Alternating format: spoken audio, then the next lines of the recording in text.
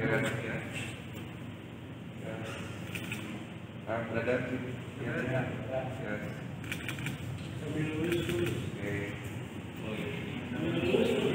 Bus.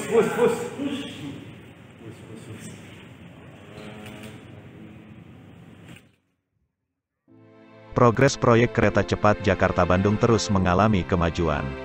Dan salah satu yang menarik dari fase pembangunan infrastruktur kereta cepat adalah jenis rel yang akan digunakan. Kereta cepat Jakarta-Bandung dapat melaju hingga 350 km per jam. Tentu butuh jenis rel khusus. Rel standar di Indonesia selama ini dipersiapkan untuk dilintasi kereta dengan kecepatan rendah dan sedang. Lantas seperti apakah rel yang akan digunakan pada kereta cepat Jakarta-Bandung? Rel yang akan digunakan pada kereta cepat Jakarta-Bandung adalah jenis baru.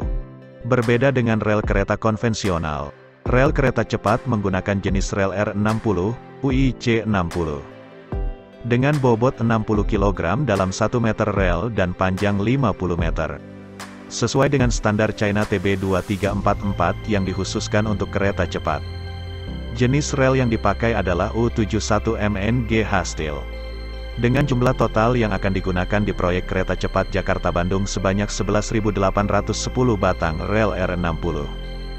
Tidak hanya itu, rel yang diangkut ini memiliki panjang 50 meter tanpa sambungan guna mendukung peningkatan keamanan perjalanan kereta cepat. Tipe rel UIC 60 ini digunakan untuk kereta berkecepatan 350 km per jam bahkan lebih. Karena merupakan jenis rel khusus, maka tipe rel R60 didatangkan dari negeri asalnya China. Total ada sebanyak 11.810 batang rel didatangkan langsung dari China menuju pelabuhan Tanjung Intan Selatan di Cilacap. Setelah itu, rel dimuat ke atas kereta angkutan untuk diberangkatkan ke stasiun Rancaekek. Kemudian rel dibongkar muat di depo Tegal Luar Rancaekek, dengan ukuran rel yang tak lazim. Maka pengangkutan rel untuk kereta cepat juga memerlukan beberapa proses dan tahapan yang kompleks. Rel yang digunakan pada trase proyek kereta cepat Jakarta-Bandung adalah 500 meter. Untuk mengangkut batang rel 100 meter saja di jalur darat Indonesia yang memiliki tikungan dan belokan sangatlah sulit. Maka dari itu, pengiriman rel dibagi menjadi 50 meter dan cara ini sendiri adalah yang pertama di Indonesia. Dengan spesifikasi yang disebutkan, pengangkutan rel dari China ini membutuhkan perlakuan khusus. Salah satunya dilakukan dengan angkutan kereta yang melaju dengan kecepatan 5 km per jam sampai maksimal 40 km per jam.